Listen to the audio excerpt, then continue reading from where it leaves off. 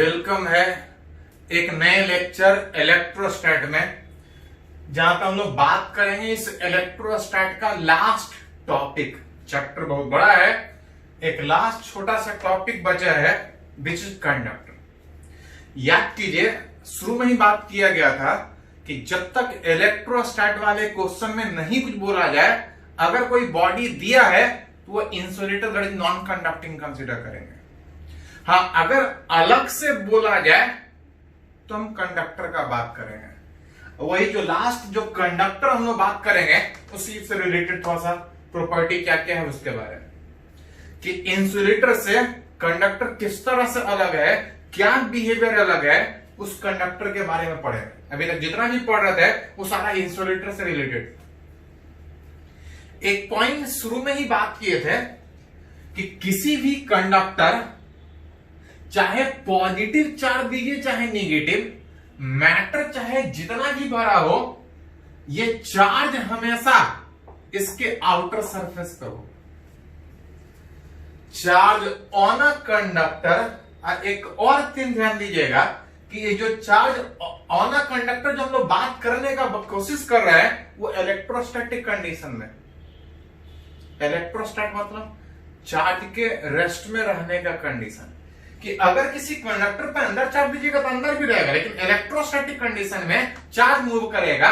Charge तब तक move करेगा जब तक ये उसके आउटर सरफेस पे नहीं पहुंच जाए। आउटर सरफेस पे पहुंच जाए और साथ साथ अनहैव। इसमें एक और पॉइंट आप ऐड कर सकते हैं, अनहैव मिनिमम पोटेंशियल।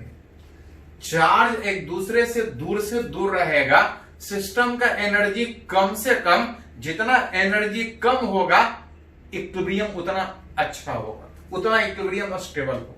याद कीजिए, एनर्जी ज्यादा मतलब डिस्टर्बेंस ज्यादा, एनर्जी कम मतलब स्टेबिलिटी ज्यादा हो। मतलब किसी भी कंडक्टर पे चार्ज चाहे पॉजिटिव दीजिए चाहे निगेटिव, जो भी चार्ज दीजिएगा हमेशा उसके आउटर सरफेस पे कुछ इस तरह से so that it have minimum potential energy, कि इसका स्टेबिलिटी ज्यादा हो, स्टेबल इक्विलिब्रियम में उस तरह से स्टेबल के साथ रहे। याद कीजिए, इंसुलेटर में चार्ज जहां देते थे वहीं रहता था, हर जगह रहता था, लेकिन कंडक्टर में जो भी चार्ज देंगे वो हमेशा आउटर सरफेस पे। अंदर चाहे मैटर कितना भी भरा या कितना खाली हो, उससे कोई फर्क नहीं पड़ेगा। इलेक्ट्रोस्टैट चार्ज के रेस्ट में रहने के कंडीशन में जो भी चार्ज दीजिएगा हमेशा आउटर सरफेस पे आने के बाद रेस्ट में आपका। अब है कि ऐसा होने से मटेरियल का बिहेवियर में क्या फर्क पड़ेगा, प्रॉपर्टी उस कंडक्टर का किस तरह से चेंज करेगा उसके बारे में।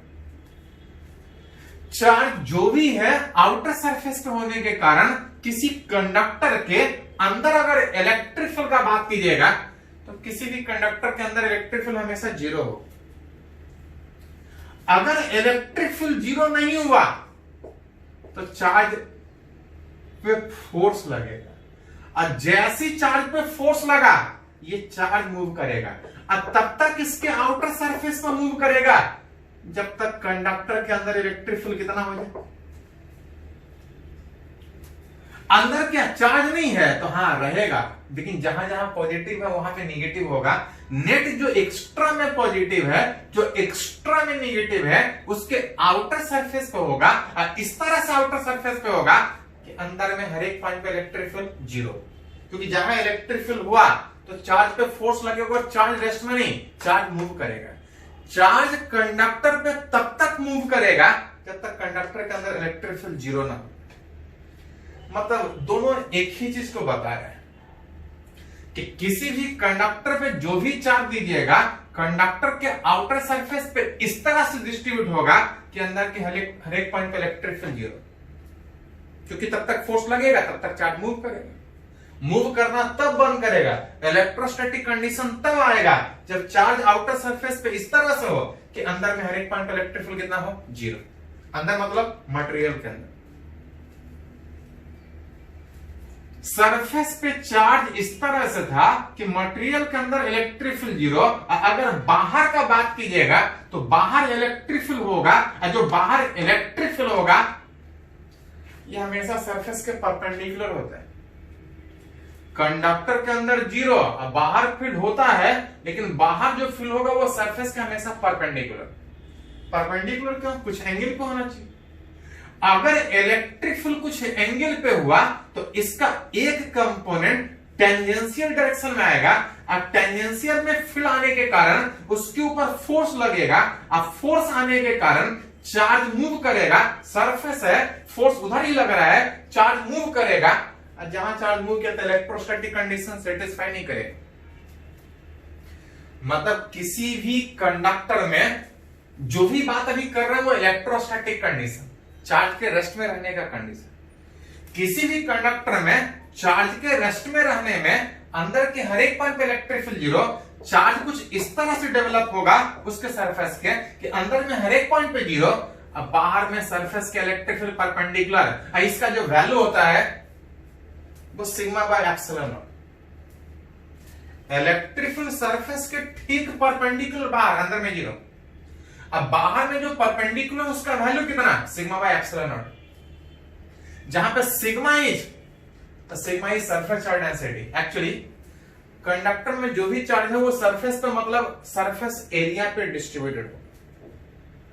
अब वैसे में चार्ज जब सरफेस एरिया पे डिस्ट्रीब्यूटेड होता है तो हम लोग चार्ज को चार्ज के बजाय surface charge density charge per unit area के टर्म में रिप्रेजेंट कर सकते हैं।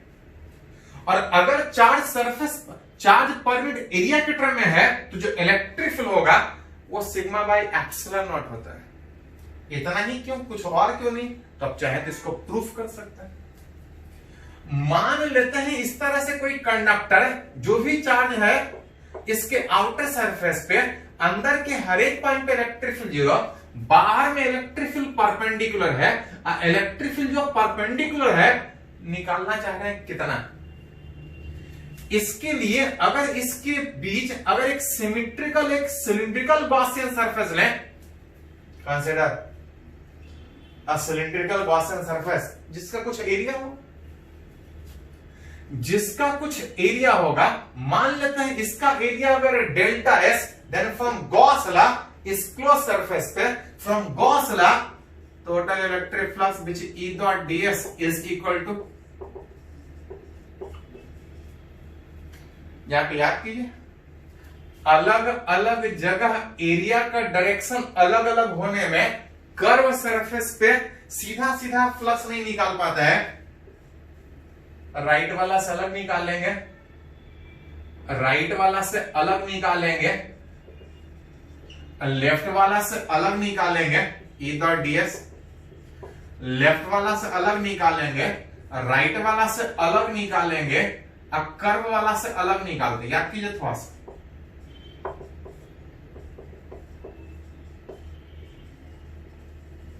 Is equal to Q insert by epsilon, जहां पे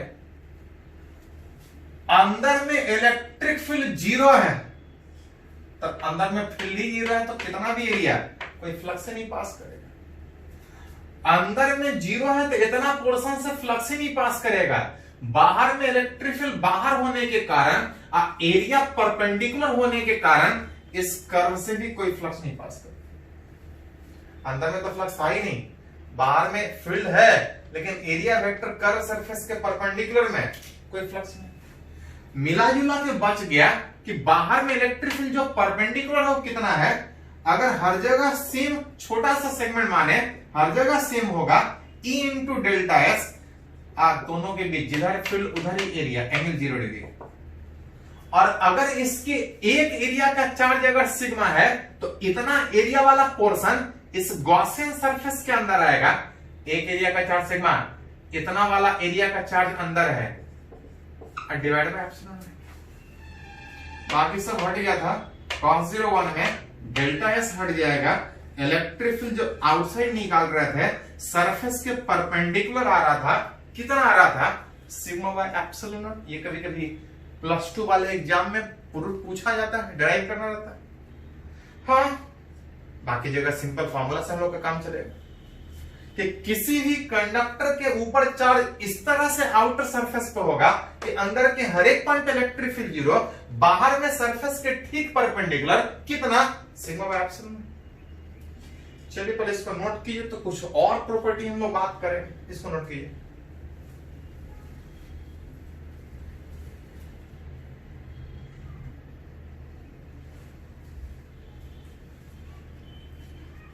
तो लोग बात कर रहे हैं कंडक्टर इंसुलेटर से किस तरह से अलग है, मटेरियल किस तरह से अलग बिहेव करेगा उसके बारे में।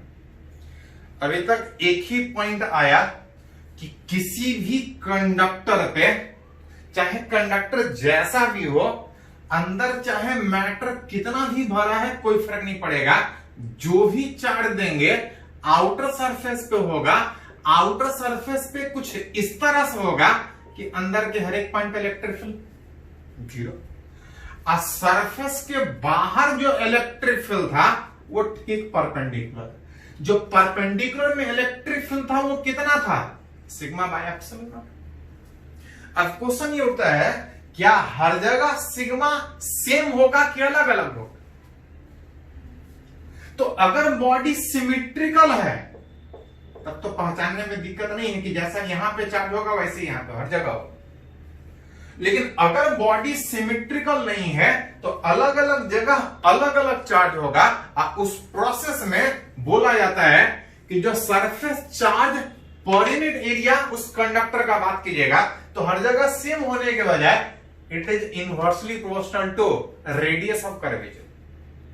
रेडियस ऑफ कर्वेचर का मतलब कि बॉडी चाहे जिस भी शेप का हो, जिस एट एनी पॉइंट अगर सोचिएगा ये किसी सर्किल का हिस्सा होगा, उस सर्किल जिसका हिस्सा वो नजर आ रहा है उसका जो रेडियस होगा, जिसको रेडियस ऑफ कर्वेचर बोलते हैं, 11 में पढ़े हैं, रेडियस जहां पे जितना ज्यादा होगा उस जगह चार्ज उतना कम होगा, हर जगह बराबर नहीं। अगर बॉडी सिमेट्रिकल है, हर जगह रेडियस सेम है, हर जगह रेडियस सेम है, तो हर जगह चार्ज भी सेम होगा। लेकिन अलग अलग जगह कर्व सरफेस का रेडियस, कर्व सरफेस का रेडियस अगर अलग अलग है, रेडियस ऑफ कर्वेचर अलग अलग है, तो अलग अलग जगह चार्ज भी अलग अलग हो, हर जगह चार्ज बराबर रूप से नहीं हो। जहां रेडियस कम होगा वहां ज्यादा चार्ज होगा। जहां रेडियस कम होने का मतलब याद करिए थोड़ा सा, जितना छोटा सर्किल उतना रेडियस कम होगा, जितना बड़ा सर्किल उतना रेडियस ज्यादा होगा। जिसको दूसरे लैंग्वेज में बोला जाए कि जितना सीधा कर्व होने का कोशिश करेगा उतने बड़े रेडियस ऑफ सर्किल का हिस्सा नजर आएगा। जितना जल्दी ज्यादा कर्व होगा, जितना ज्यादा सीधा होगा उतना ज्यादा रेडियस बनेगा, जितना जल्दी कर्व होगा सर्कल का रेडियस उतना कम होगा। जैसे समझने के लिए एग्जांपल कंसीडर कर रहे थे कि फॉर अ कंडक्टर अगर अलग अलग जगह रेडियस अलग अलग, थोड़ा ये छोटा सर्किल है, यहां का रेडियस कम होगा, यहां का रेडियस ज्यादा होगा, यहां पे थोड़ा बड़ा सर्किल बन रहा।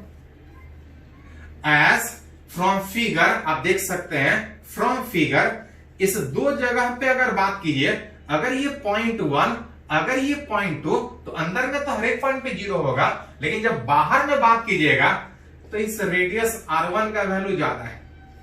एंड जहां पर रेडियस ज्यादा होगा वहां पे सरफेस चार्ज डेंसिटी कम होगा,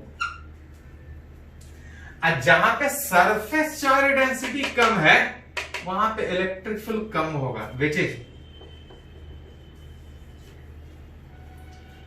जहां रेडियस ज्यादा रेडियस कहां पे, यहां जहां रेडियस ज्यादा वहां पे एक एरिया का चार्ज कम होगा, और अगर एक एरिया का चार्ज कम है तो वहां पे इलेक्ट्रिक फील्ड कम होगा।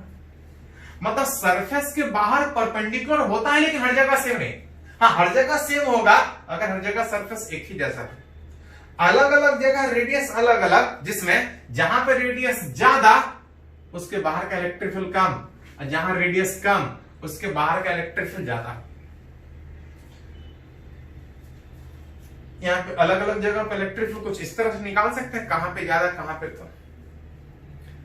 एक और पॉइंट है कि किसी भी कंडक्टर के आउटर सरफेस पे देख रहे थे कि इलेक्ट्रिक फील्ड था, ठीक परपेंडिकुलर में था, और ठीक परपेंडिकुलर में होने के कारण अगर किसी चार्ज को अगर इस कंडक्टर के ऊपर अगर एक जगह से दूसरी जगह लेके जाए तो इलेक्ट्रिक फील्ड परपेंडिकुलर होने के कारण, अगर किसी चार्ज को अगर सरफेस पर मूव करें तो फोर्स और डिस्प्लेसमेंट एक दूसरे से परपेंडिकुलर होने के कारण वर्क डन 0 होगा। अब वर्क डन को हम लोग किससे लिखते हैं, पोटेंशियल से। चार्ज को कितना भी सरफेस पे लेके जाइए, इलेक्ट्रिक फील्ड परपेंडिकुलर है, फोर्स परपेंडिकुलर लगेगा, फोर्स परपेंडिकुलर लगने के कारण चार्ज को कितना भी आगे लेके जाइए परपेंडिकुलर फोर्स में, वर्क डन जीरो होगा। वर्क डन जीरो होने का मतलब पोटेंशियल चेंज नहीं करेगा, क्योंकि वर्क डन पोटेंशियल को बताता है। जिसके कारण आप एक पॉइंट लिख सकते हैं कि सरफेस के हर एक पॉइंट पे इलेक्ट्रिक फील्ड परपेंडिकुलर होने के कारण सरफेस ऑफ कंडक्टर एक तरह का इक्विपोटेंशियल सरफेस की तरह से बिहेव करेगा। मतलब अगर कोई कंडक्टर दिया है तो उस कंडक्टर के हर एक पॉइंट का पोटेंशियल सेम होगा, क्योंकि जो इलेक्ट्रिक फील्ड था वो सरफेस के ठीक परपेंडिकुलर, चार्ज को कितना भी मूव कीजिए सरफेस पे, फोर्स डिस्प्लेसमेंट के परपेंडिकुलर होने के कारण वर्क डन जीरो होगा, पोटेंशियल हर जगह सेम होगा। The surface of conductor is a kind of equipotential surface. मतलब अगर कोई कंडक्टर दिया है और किसी पॉइंट का पोटेंशियल पूछा है तो उसकी किसी भी पॉइंट का पोटेंशियल निकाल लीजिए, सारी जगह पोटेंशियल सेम, क्योंकि वो कंडक्टर है, उसका सरफेस एक तरह का इक्विपोटेंशियल सरफेस। इसी में एक पॉइंट है कि अगर किसी अनचार्ज कंडक्टर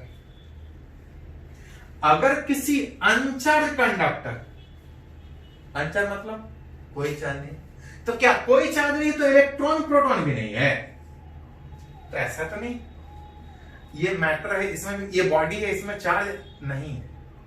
हाँ, इलेक्ट्रॉन प्रोटॉन है। उसी तरह से अगर कोई कंडक्टर अनचार्ज बोला, इसका मतलब जितना इलेक्ट्रॉन उतना प्रोटॉन।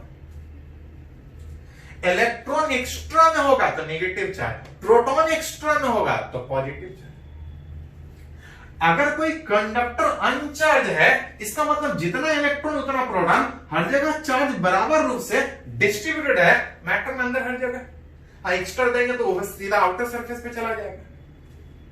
अगर इस अनचार्ज कंडक्टर को अगर किसी एक्सटर्नल इलेक्ट्रिक फील्ड में रखें,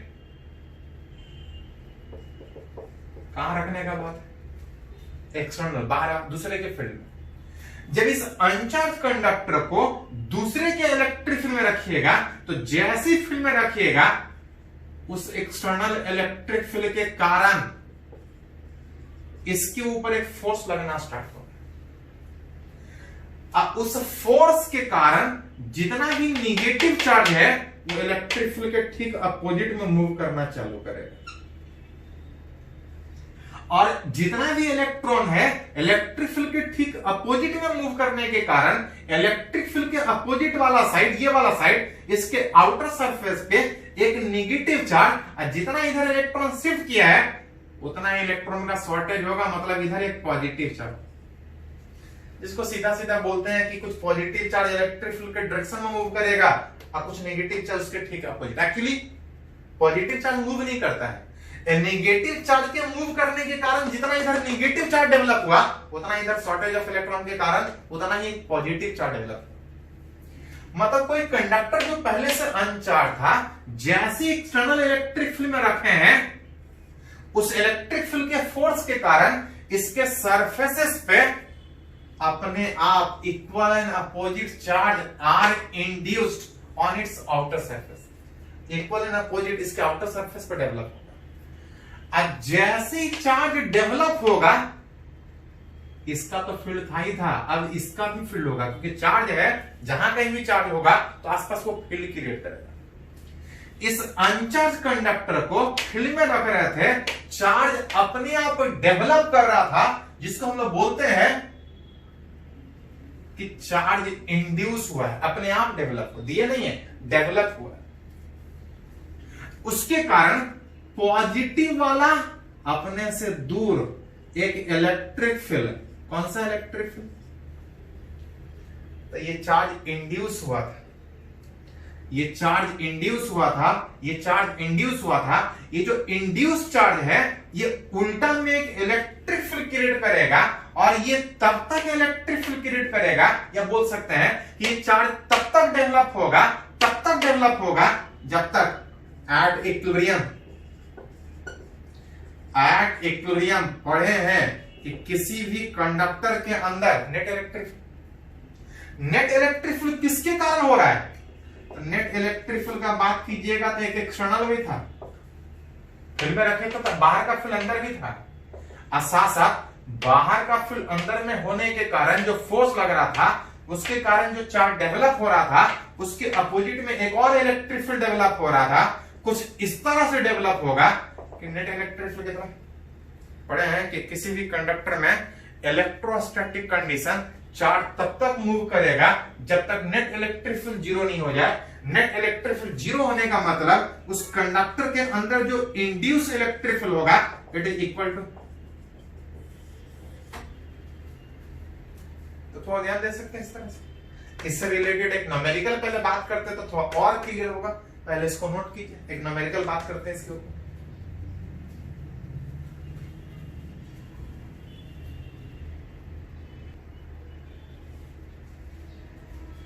तो अभी एक पॉइंट हम लोग बात किए कि अगर किसी कंडक्टर चाहे जैसा भी शेप हो कोई फर्क नहीं पड़ेगा, अगर किसी एक्सटर्नल फील्ड में रख रहे थे तो इसके आउटर सरफेस पे इक्वल एंड अपोजिट चार्ज कुछ इस तरह से डेवलप हो रहा था कि अंदर के हर एक पॉइंट पे इलेक्ट्रिक फील्ड कितना था, जीरो था। उससे रिलेटेड एक न्यूमेरिकल हम लोग बात करना चाह रहे थे। देखिए थोड़ा सा एक न्यूमेरिकल बोल रहे हैं, क्यूबिकल कंडक्टर के अंदर कहीं पे एक चार्ज है, कहीं हो, और ये अनचार्ज क्यूबिकल कंडक्टर है, अनचार्ज, पहले से कोई चार्ज नहीं, और इसके अंदर जो चार्ज रखा है इसे r डिस्टेंस पे एक दूसरा चार्ज रखा, मतलब एक बाहर चार्ज, एक क्यूबिकल कंडक्टर के अंदर चार्ज। अब तक कुछ पूछ रहा है, a point charge Q is placed inside uncharged cubical conductor, कुछ पूछ रहा है। पहला क्वेश्चन, फोर्स ऑन इस small Q due to capital, बोल रहे ये कैपिटल क्यू इसके ऊपर कितना फोर्स लगाएगा। तो एक चीज याद कीजिए, थोड़ा सा पढ़े हैं कि दो चार्ज के बीच तीसरा रहे नहीं रहे, आसपास क्या है उससे कोई फर्क नहीं। दो चार्ज जितना एक दूसरे के बीच फोर्स लगा रहा था हर हमेशा उतना ही लगाएगा। अगर तीसरा है या नहीं है वो अलग लगाएगा या नहीं लगाएगा, दो के बीच जो फोर्स है वो इंडिपेंडेंट ऑफ प्रेजेंस या एब्सेंस ऑफ थर्ड। मतलब अगर कोई पूछे कि ये वाला इसके ऊपर कितना लगाया था, आसपास कोई रहे नहीं रहे उससे कोई फर्क नहीं पड़ेगा, सिंपल लिखेंगे के की क्यू बाय आर। ये वाला इसके ऊपर फोर्स लगाएगा के की क्यू बाय आर। हाँ और भी फोर्स लग रहा होगा, देखते हैं और क्या क्या लग रहा होगा, लेकिन अगर पूछे कि ये वाला कितना लगा रहा होगा तो बता सकते। जैसे एक और क्वेश्चन वहां पे बोल रहा है, force on Q due to induce charge develop on surface of conductor. याद कीजिए, अगर आसपास चार्ज है तो कंडक्टर पे ये लोग फील्ड क्रिएट करने का कोशिश करेंगे, और जब किसी कंडक्टर पे फील्ड क्रिएट किया जाएगा तो उसके सरफेसेस पे चार्ज डेवलप होगा। चार्ज कुछ इस तरह से डेवलप होगा कि अंदर के हर एक पॉइंट पे इलेक्ट्रिक फील्ड कितना, जीरो। अब उसी में पूछ रहा है कि force on Q due to induce charge, इस कंडक्टर के सरफेस पे जो चार्ज डेवलप होगा वो कितना फोर्स लगा रहा होगा। तो पढ़े हैं कि एट इक्विलिब्रियम किसी भी कंडक्टर के अंदर as net electric field zero होने के कारण, एज नेट इलेक्ट्रिक फील्ड किसी कंडक्टर के इनसाइड जीरो होने के कारण, अगर कोई आपसे पूछे कंडक्टर के ऊपर चार्ज कुछ इस तरह से डेवलप होगा कि कंडक्टर के अंदर हर एक पॉइंट पे नेट इलेक्ट्रिक फील्ड जीरो, और नेट इलेक्ट्रिक फील्ड जीरो का मतलब अगर नेट फोर्स अगर उस क्यू पे पूछा जाए तो कंडक्टर के अंदर होने के कारण वहां पे इलेक्ट्रिक फील्ड जीरो होने के कारण नेट फोर्स जीरो होगा। नेट फोर्स जीरो किसके किसके कारण होगा, एक तो ये कैपिटल क्यू लगा रहा था, और साथ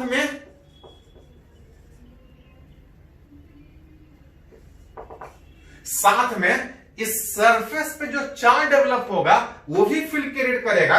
थोड़ा देर पहले देखे थे कि आसपास जितना भी फील्ड है कंडक्टर के अंदर नेट इलेक्ट्रिक फील्ड जीरो होगा, चाहे जो भी क्रिएट कर रहा है। नेट फील्ड जीरो होने का मतलब अगर नेट फोर्स पूछता तो जीरो होता, लेकिन नेट फोर्स पूछने के बजाय पूछ रहा है कि चार्ज जो इंड्यूस हुआ वो कितना फोर्स लगाएगा, दैट इक्वल टू जितना ये वाला इसके ऊपर इधर लगा रहा होगा, इसके ऊपर जो इंड्यूस चार्ज होगा ठीक अपोजिट में फोर्स लगाएगा, कुछ इस तरह से कि अगर उस स्मॉल क्यू पे नेट फोर्स को पूछे तो नेट फोर्स 0। हाँ, ये लगाएगा, कंडक्टर के सरफेस पे चार्ज डेवलप होगा वो लगाएगा, लेकिन कुछ इस तरह से लगाएगा कि कंडक्टर के अंदर होने के कारण इलेक्ट्रिकल इलेक्ट्रोस्टैटिक कंडीशन में 0 होने के कारण नेट फोर्स 0 था, इंड्यूस चार्ज कितना फोर्स लगाएगा इज इक्वल टू यही वाला लगाएगा, ये क्यू वाला फोर्स। तो जैसा जरूरत पड़े उस हिसाब से पूछ रिलेट कर सकते हैं।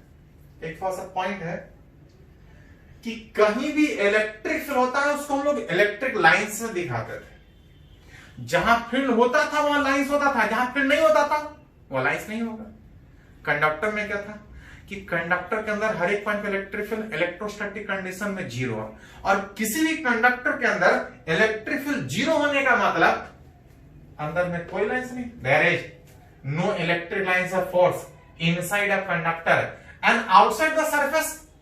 तो पढ़े हैं कि किसी भी कंडक्टर के बाहर इलेक्ट्रिक फील्ड परपेंडिकुलर था, अंदर में 0 था, अब बाहर परपेंडिकुलर। परपेंडिकुलर में बाहर की ओर कि अंदर की ओर, डिपेंड। पॉजिटिव चार्ज है तो बाहर जाएगा और नेगेटिव चार्ज है तो अंदर है। फील्ड को हम लोग लाइन से दिखाते हैं, अंदर फील्ड 0, कोई लाइंस नहीं होगा, बाहर सरफेस के परपेंडिकुलर होने के कारण there is no electric lines inside a conductor and outside the surface electric lines of force must emanate, जो बाहर निकलेगा या टर्मिनेट जो एंड करेगा must be perpendicular to surface। अंदर में 0, बाहर में जब भी बाहर निकलेगा तो चाहे बाहर निकले चाहे अंदर आए हमेशा सरफेस के परपेंडिकुलर। उससे रिलेटेड एक एग्जांपल है यहां पे, देखिए थोड़ा सा। An uncharged spherical conductor, an uncharged spherical conductor placed in uniform external electric field, किसी दूसरे के एक्सटर्नल इलेक्ट्रिक फील्ड में रखा है, अथवा से पूछा जा रहा है identify the correct electric lines of force. कुछ लाइंस दिखाने का बात कर रहे हैं, पहचानना है कि सही लाइंस दिखाया गया है कि गलत लाइन दिखाया गया। इस स्फेरिकल कंडक्टर के अगर लाइंस ऐसा दिखाए, सही है कि गलत है, याद कीजिए फैसला कि अगर इस लाइंस ए को रिप्रेजेंट करें तो ए इज इनकरेक्ट। कैसे इनकरेक्ट हुआ? तो लाइंस किसी कंडक्टर के अंदर पास ही नहीं करेगा इलेक्ट्रोस्टैटिक कंडीशन में, ये अगर दिखाएगा तो गलत दिखाएगा। अगर कोई लाइंस अगर ऐसा दिखाए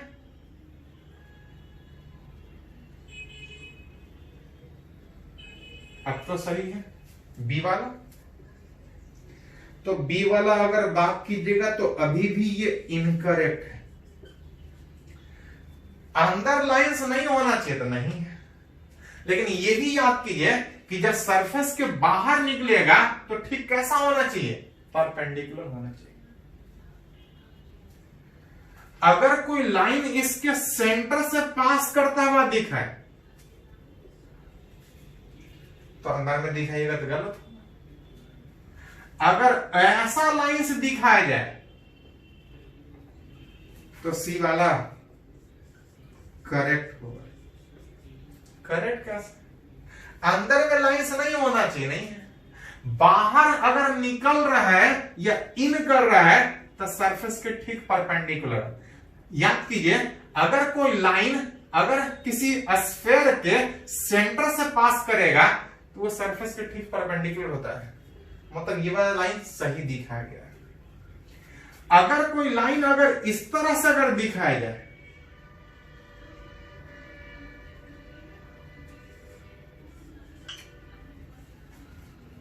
लाइंस इन कर रहा है, अगर लाइन कुछ टेढ़ा भी इन कर रहा है, ऐसा टेढ़ा है कि ये लाइन सेंटर की तरफ जा रहा है तो बोल सकते हैं कि सेंटर की तरफ जाएगा तो वो नॉर्मल होगा।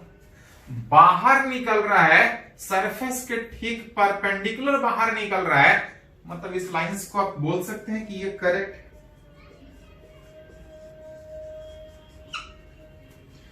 तो जहां कहीं फील्ड है वहां लाइंस होगा, जहां फील्ड नहीं है अंदर में लाइंस नहीं होगा।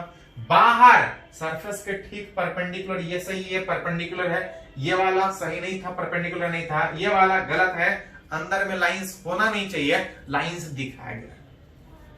चलिए इसको नोट कीजिए पहले, तो हम लोग बात करते हैं।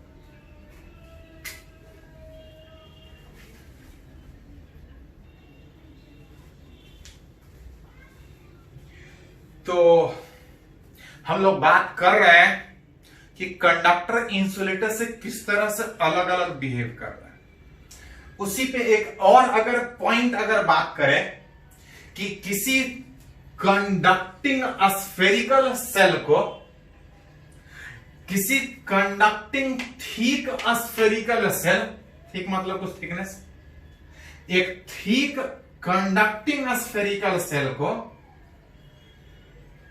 अनचार्ज थिक कंडक्टिंग स्फेरिकल सेल के अगर सेंटर पे अगर एक क्यू चार्ज रखें, ये थिक अनचार्ज, अगर इसके सेंटर पे अगर एक चार्ज रखें तो इसके इलेक्ट्रिक फील्ड के कारण इस सेल के इनर एंड आउटर सरफेस पे equal and opposite charge develop होगा। When a charge Q is placed at center of uncharged thick conducting cell, uncharged thick conducting cell के अगर सेंटर पे अगर चार्ज रखें तो इसके इलेक्ट्रिक इफेक्ट के कारण इस कंडक्टर के इनर एंड आउटर सरफेस पे अपने आप चार्ज डेवलप होगा, इक्वल एंड अपोजिट। देखिए कैसे, अगर ये कंडक्टर है तो क्या चार्ज नहीं है? तो चार्ज नहीं है, लेकिन इलेक्ट्रॉन प्रोटॉन है, जितना इलेक्ट्रॉन उतना प्रोटॉन। अगर इसके अंदर में चार्ज रखें तो जैसी चार्ज रखिएगा चारों तरफ इलेक्ट्रिक फील्ड, अब जैसी ये इलेक्ट्रिक फील्ड में ये सेल आएगा, इसके अंदर जो इलेक्ट्रॉन प्रोटॉन है उसके ऊपर फोर्स लगेगा। उसके अंदर जो इलेक्ट्रॉन प्रोटॉन है उस पर फोर्स कुछ इस तरह से लगेगा कि सारा इलेक्ट्रॉन इस पॉजिटिव के अट्रैक्टिव फोर्स के कारण या इस फील्ड के कारण सारा नेगेटिव चार्ज अंदर वाले सरफेस पे, और जब सारा नेगेटिव अंदर पे आएगा तो बाहर वाले पे एक पॉजिटिव चार्ज डेवलप होगा। चार्ज दिए नहीं है, एक अनचार्ज कंडक्टर,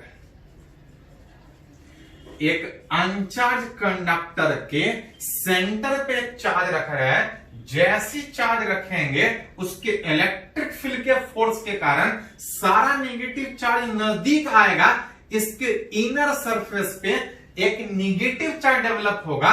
ओवरऑल इसके ऊपर कोई चार्ज नहीं था, जितना इसके इनर सरफेस पे नेगेटिव चार्ज डेवलप होगा उतना इसके आउटर सरफेस पे पॉजिटिव चार्ज डेवलप होगा। और उस नेगेटिव और जो पॉजिटिव चार्ज डेवलप हो रहा है इसका मैग्नीट्यूड इस क्यू के बराबर हो।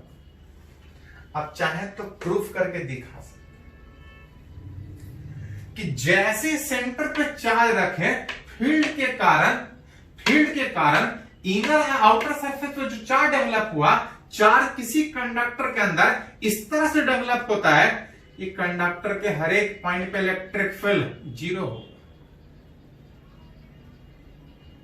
मतलब फील्ड था, लेकिन जैसे फील्ड क्रिएट हुआ, अंदर में चार्ज शिफ्ट किया, और चार्ज कुछ कंडक्टर में इस तरह शिफ्ट किया, इस तरह से इंड्यूस हुआ कि कंडक्टर के हर एक पॉइंट पे नेट इलेक्ट्रिक फील्ड 0। और आप चाहे तो वहां से रिलेट कर सकते हैं कि इसका मैग्नीट्यूड कितना होगा। फ्रॉम गॉस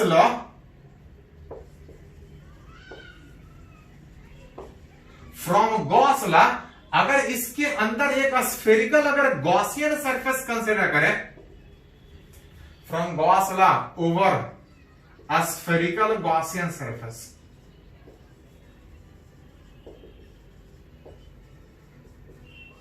अगर इससे पास करता हुआ चारों तरफ एक स्फेरिकल गॉसियन सरफेस कंसीडर करें, देन फ्रॉम गॉस लॉ जो टोटल इलेक्ट्रिक फ्लक्स था विच ईदर ds बराबर q इनसाइड बाय 0 में अंदर के हर एक पॉइंट पे जहां पे गॉसियन सरफेस कंसीडर किए हैं, उस कंडक्टर के अंदर स्फेरिकल गॉसियन सरफेस कंसीडर किए हैं, अंदर के हर एक पॉइंट पे इलेक्ट्रिक फील्ड 0 होने के कारण इसका वैल्यू 0 होगा, that is q inside. q inside का मतलब इस स्फेरिकल गॉसियन सरफेस के अंदर जो चार्ज था, यहां पे पॉजिटिव चार्ज था और इसके इनर सरफेस पे एक निगेटिव डेवलप था। कुछ इस तरह से डेवलप होगा कि इस क्यू का magnitude equal and opposite sign पहले ले चुके हैं, इक्वल एंड अपोजिट साइन पहले ले चुके हैं। अब तक रिलेट कीजिएगा कि जितना इसके इन सेंटर पे पॉजिटिव चार्ज डेवलप है उतना ही इसके इनर सरफेस पे नेगेटिव। दोनों का मैग्नीट्यूड सेम होगा और अगर ये अनचार्ज है तो जितना चार्ज अंदर में डेवलप हुआ उतना ही बाहर में डेवलप होगा। ये ठीक हो चाहे थीन हो, वो जो स्फेरिकल कंडक्टर ले रहे थे अभी कुछ थिकनेस का ले रहे थे, अगर थिकनेस का नहीं भी लेते, अगर थीन स्फेरिकल होता तब भी वही बात होता।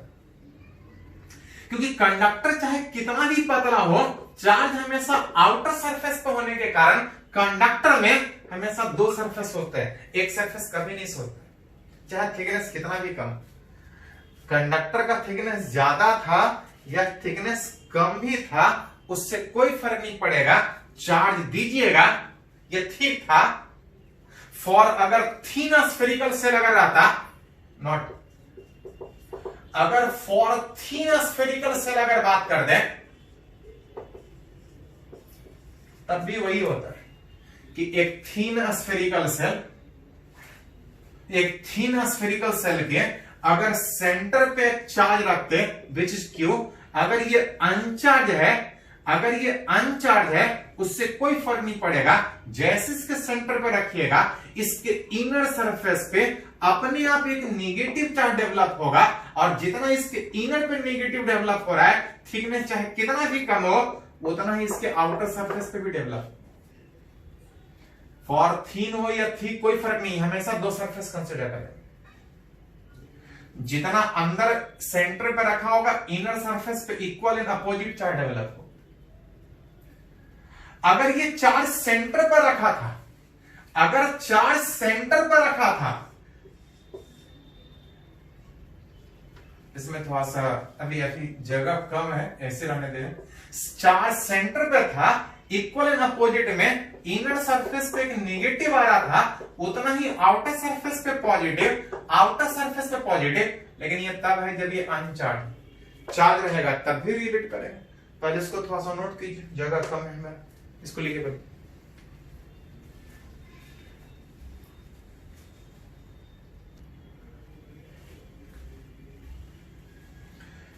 तो अभी सीखे कि अगर कोई अनचार्ज कंडक्टिंग सेल हो, थिकनेस ज्यादा हो या कम हो उससे कोई फर्क नहीं पड़ता है।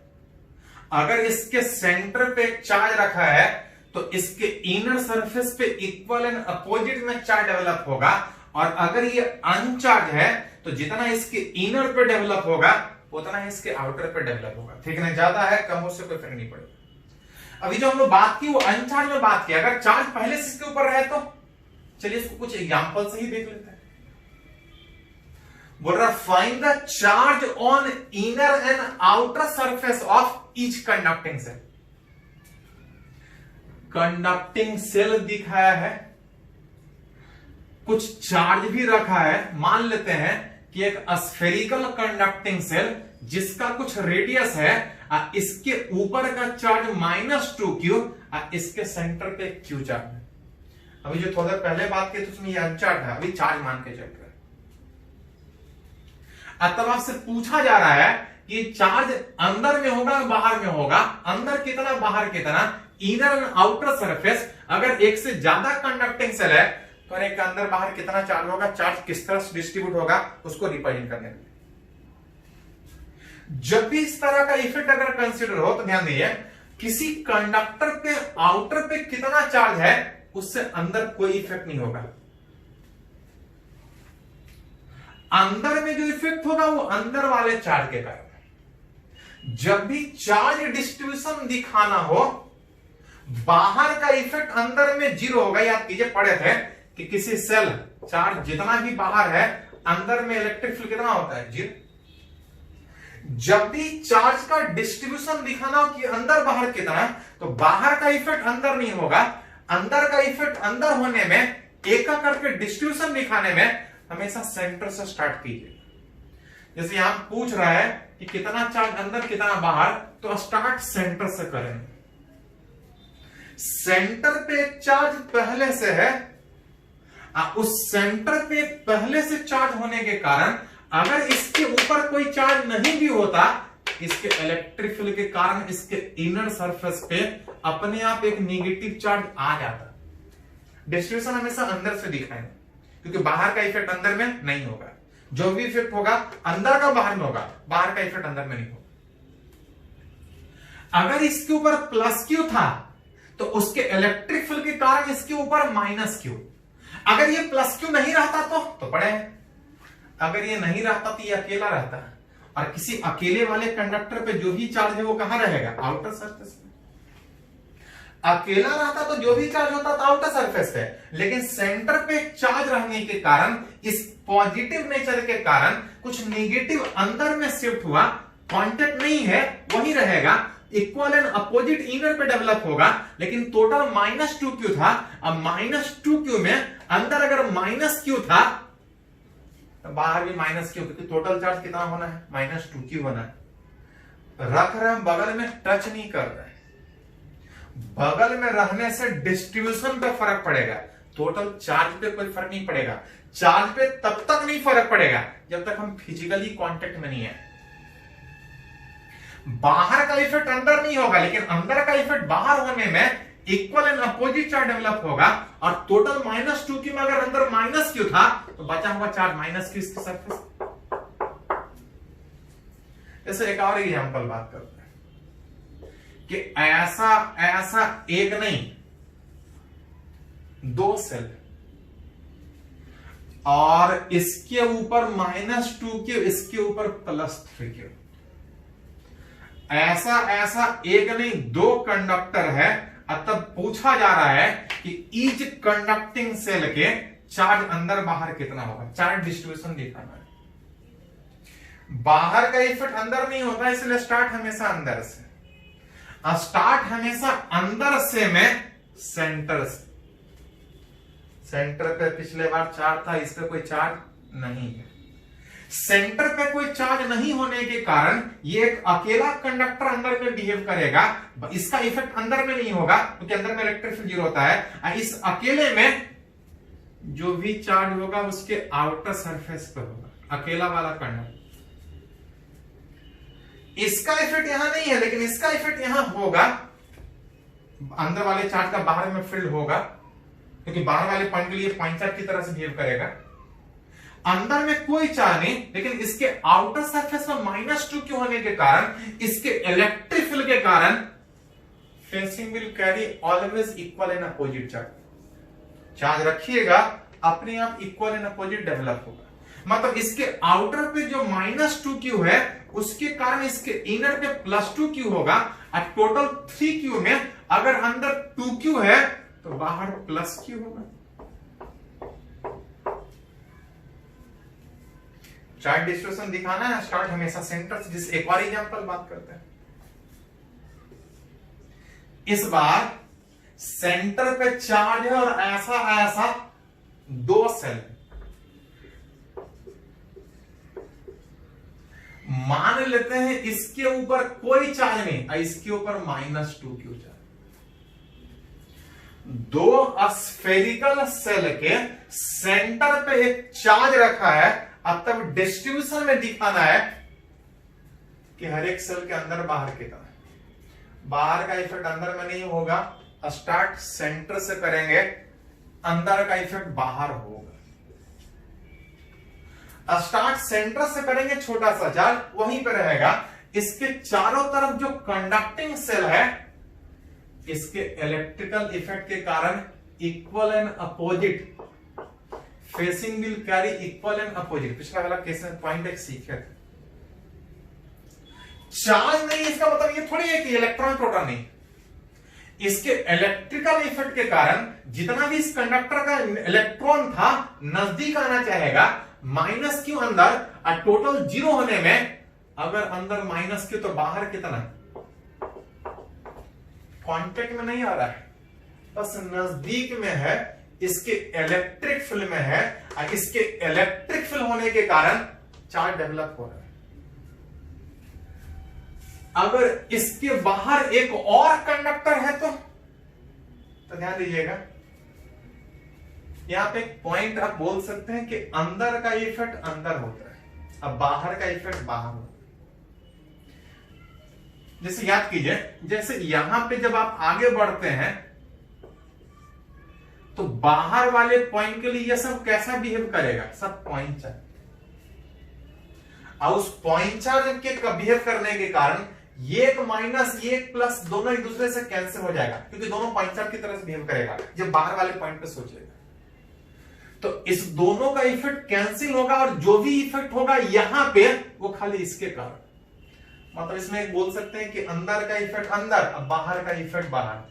इसका इफेक्ट सोचेगा तो इसका भी सोचना पड़ेगा, दोनों एक दूसरे को कैंसिल कर लेगा, क्योंकि नेट जीरो चार्ज हो जाएगा, क्योंकि बाहर वाले पॉइंट के लिए ये सब पॉइंट चार्ज की तरह से बिहेव करेगा। मतलब इसका इफेक्ट यहां पे होगा, इसका इफेक्ट यहां नहीं होगा, इसका इफेक्ट यहां होगा, दोनों एक दूसरे को कैंसिल करेगा इस इफेक्ट के लिए। इस यहां पे बात कीजिएगा तो खाली इसका इफेक्ट होगा, इसके इनर पे कितना सेंटर पे कितना कोई फर्क नहीं। अगर इसके आउटर पे प्लस क्यू तो इसके इलेक्ट्रिकल इफेक्ट के कारण इसके इनर सरफेस पे एक माइनस चार्ज होगा। टोटल चार्ज -2q था, इसके इलेक्ट्रिक फील्ड के कारण अगर अंदर -q तो बाहर भी कितना, क्योंकि टोटल चार्ज -2q। तो एक एक करके हर एक के अंदर बाहर कितना है आप देख सकते हैं। स्टार्ट हमेशा सेंटर से, अंदर सेंटर में नहीं होगा, इसका जो भी चार्ज होगा इसके आउटर सरफेस में। नजदीक वाला का इफेक्ट नजदीक में होगा, क्योंकि बाहर जाइएगा तो फिर ये सब पॉइंट चार्ज में कैंसिल हो जाएगा, उसका कोई इफेक्ट नहीं आएगा। कभी कभी क्वेश्चन में रहता क्या है कि चार्ज सेंटर पर रहने के बजाय चार्ज सेंटर से कुछ खिसका रहे। अगर ये अनचार्ज है और चार्ज अगर सेंटर से खिसका हुआ है तो कभी कभी दिखाना होगा कि अंदर में चार्ज कैसा डेवलप होगा, तो आप बोल सकते हैं इसके इलेक्ट्रिकल इफेक्ट के कारण पॉजिटिव है तो इसके अंदर में एक निगेटिव, और अगर अनचार्ज है तो जितना इधर निगेटिव होगा उतना ही पॉजिटिव, लेकिन हर जगह बराबर नहीं होगा। किसी भी कंडक्टर में चार्ज इस तरह से डिस्ट्रीब्यूट होता है कि कंडक्टर में हर एक पॉइंट पर इलेक्ट्रिक फील्ड जीरो, और उस प्रोसेस में अगर चार्ज सेंटर पर रहता तो हर जगह बराबर उससे डिस्ट्रीब्यूट होता, लेकिन अगर चार्ज किसी एक साइड शिफ्ट है तो इसका इफेक्ट इधर ज्यादा होने के कारण इधर ज्यादा निगेटिव होगा और दूर में कम निगेटिव होगा। जब लाइन से दिखाइएगा तब पॉजिटिव से लाइन बाहर निकलेगा, पॉजिटिव से लाइन बाहर निकलेगा, लेकिन चार्ज नजदीक होने के कारण इधर ज्यादा लाइन बाहर निकलेगा और इधर कम लाइन बाहर निकलेगा। लेकिन नजदीक का इफेक्ट नजदीक होने के कारण जब इसके बाहर जाइएगा तो अंदर का इफेक्ट खाली अंदर होगा, बाहर नहीं। अब बाहर में जो लाइंस दिखाइएगा वो चारों तरफ यूनिफॉर्मली बाहर निकलेगा, मतलब इसका इफेक्ट खाली यहीं पे इसका इफेक्ट यहीं पे, इसका इफेक्ट बाहर नहीं आएगा। अंदर का इफेक्ट अंदर, बाहर का इफेक्ट बाहर। तो कभी कभी रहता है इस तरह से कि यहां पर नजदीक रखे हैं, इसका इफेक्ट यहां दिखेगा, लेकिन इसका इफेक्ट बाहर नहीं, बाहर में लाइंस यूनिफॉर्मली रहेगा। चलो इसको थोड़ा नोट कीजिए।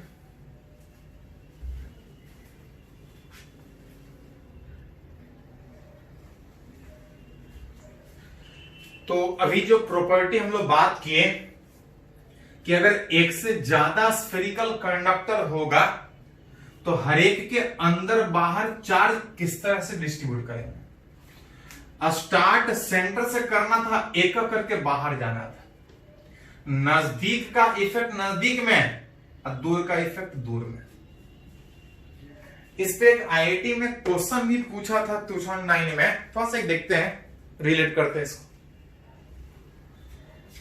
बोल रहा है कि 3 कंसेंट्रिक मेटालिक स्फेरिकल सेल, ऐसा ऐसा एक नहीं, ऐसा ऐसा एक नहीं, 3 कंडक्टिंग स्फेरिकल सेल जिसका एक का रेडियस r, दूसरे का 2r और तीसरे का 3r।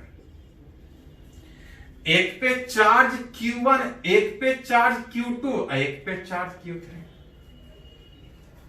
अब पूछ रहा है कि चार्ज कितना उसको अलग अलग तीनों पे दें सच दैट कि चार्ज डेंसिटी जो है on the outer surface of cell are equal.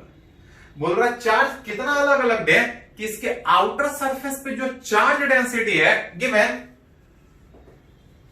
Charge density on its outer surface,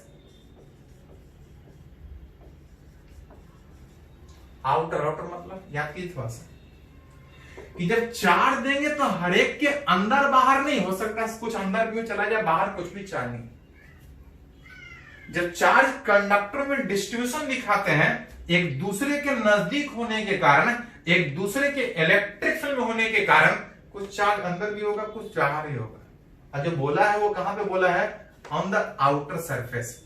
outer surface बोलने के लिए हमको पहले आउटर पे निकालना पड़ेगा। जब चार्ज दिखाते हैं तो डिस्ट्रीब्यूशन कहां से दिखाते हैं? सेंटर से। सेंटर पे होता तो इसके इनर पे भी होता। अगर सेंटर पे कोई चार्ज नहीं है तो ये अकेला कंडक्टर का जो भी चार्ज होगा वो आउटर पे होगा।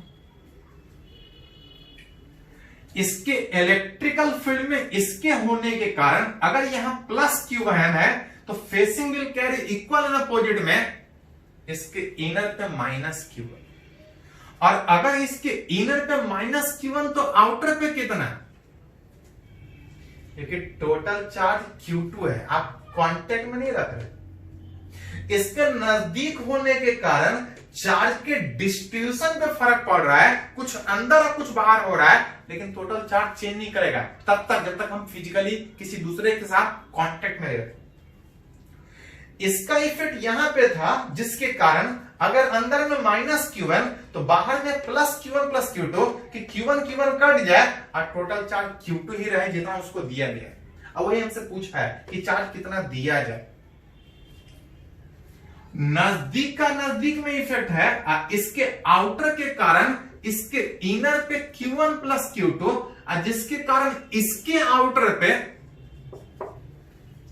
सच दैट कि टोटल चार्ज उस पे कितना होगा? Q3 हो। चार्ज देंगे तो कुछ अंदर भी रहेगा कुछ बाहर, कितना अंदर कितना बाहर एक एक करके डिस्ट्रीब्यूशन में दिखा सकते हैं।